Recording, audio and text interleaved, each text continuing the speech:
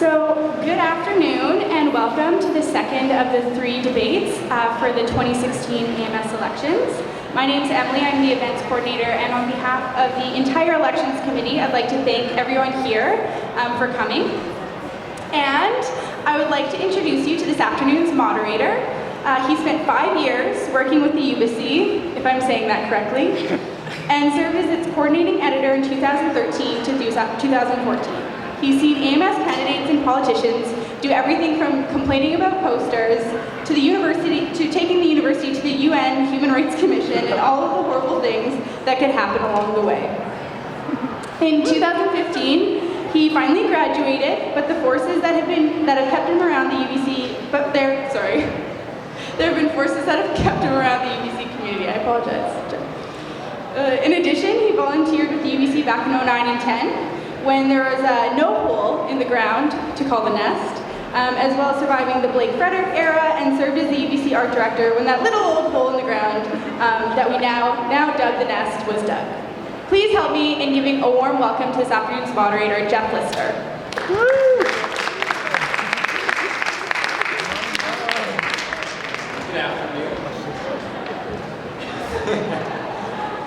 Good afternoon. Thank you for the opportunity to serve as your moderator today, and I look forward to a fun and fair debate. Please note that the debate format will serve as the following. Upon my invitation, all the present candidates per position will come to the front of the room and take a seat at the primary table. It means for the length of the debate, the candidates will be grouped corresponding to the position they are running for. The order will be as follows. First up, we'll have the VP Academic, then the VP Finance candidates, followed by the Board of Governor candidates, and we will close with the presidential candidates. To start, all candidates will be given a maximum of 1 minute to greet you and to introduce themselves. This will be followed by a question period, during which I will pose questions one at a time, and the candidates will be given 1 minute to present their responses, with a 30-second rebuttal time allotted for each candidate, following the response period as appropriate. New to the format, we will open the floor to questions from the candidates directed either to other candidates or to the candidate pool in general. Each candidate is allowed to ask a general question, and will be given take a maximum of 2 candidate questions from each candidate, depending on the size of the race. As per usual, there will be a 1 minute response with a 30-second rebuttal. I will then open the floor to questions from the audience, taking a maximum of 2 questions, and candidates will be given the opportunity to respond to those in 1 minute with a 30-second rebuttal again. I will give a verbal 10-second warning for each response and rebuttal period.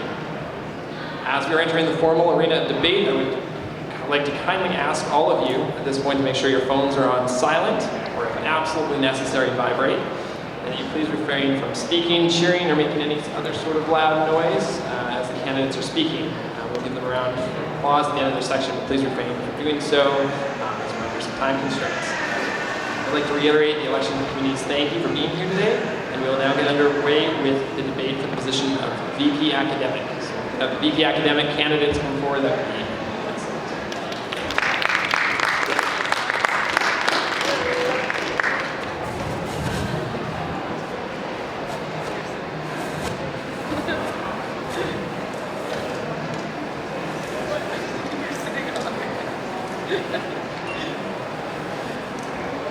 So thank you. We will go from left to right here. So we'll start off with, you have 1 minute to introduce yourself. All right, hello everybody. My name is Sam Zabib, and I'm running to become your next VP Academic in University Affairs.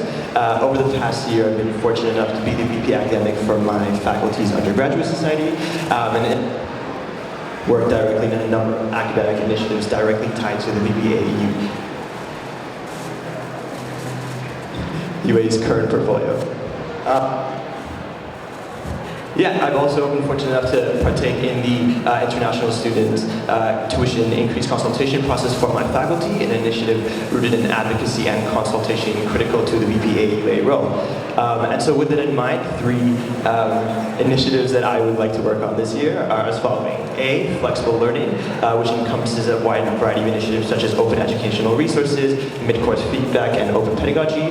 B, advocacy and consultation. And 3, undergraduate research. Thank you. Hello, I'm Samantha So. Thank you for coming. I'm running to be your VP Academic and University Affairs for this year. And some experience I've had with the AMS this year has been sitting on 8 committees, which includes the Education Committee and the University and External Relations Committee, as well as 2 university committees, the Informal Learning Spaces Project, as well as the Center for Teaching and Learning Technologies User Committee. This portfolio is a really wide one with projects all over the place, and I'd really like to continue the great work that's been done this year, as well as add on to it, for example, with student engagement. There's been a great turnout in consultations all year, and I'd like to see that continue this year, as well as increase the number of online consultations so that students who can't personally be there in person on campus can still give input, still feel engaged, because an engaged student body is an informed one, and an informed one gives this office and the AMS a better direction to advocate for them. And I'd also like to continue this office's work on informing students on projects going on throughout UBC, as well as work with major stakeholders so that we have better cooperative action. Thank you. Hello, my name is Andrew Ling, and third year in international relations. And I'm obviously running for VP Academic like the other 2. I'm actually going to go a little different with my introduction and say, you know, as a generation, we've been hammered, chipped, and squeezed at every turn. Every time you turn on the news, you hear about record debt, record youth unemployment, rising housing costs, rising food costs, rising textbooks costs, rising tuition, rising fees.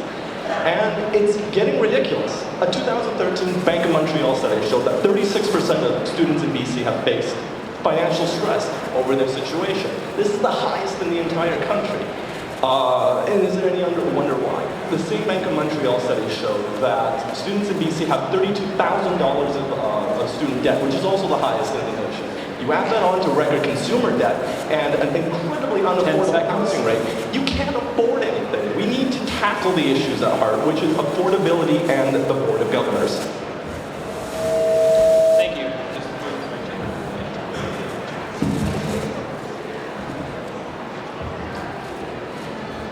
Thank you very much for your introductions. So we'll start off with the first question for our VP academic candidates, and this surrounds the topic of open educational resources. This year's office worked on promoting the open educational resources throughout the year, launching a Textbook Broke BC campaign, recognized by groups around the world, and working with the university to promote open pedagogy and resources, and by tying conversations about tying advocacy surrounding the topic of accessibility and affordability to conversations with the university and provincial government. Do you plan to continue advocating for open educational resources? And if so, what would you do? And again, we'll go left to right.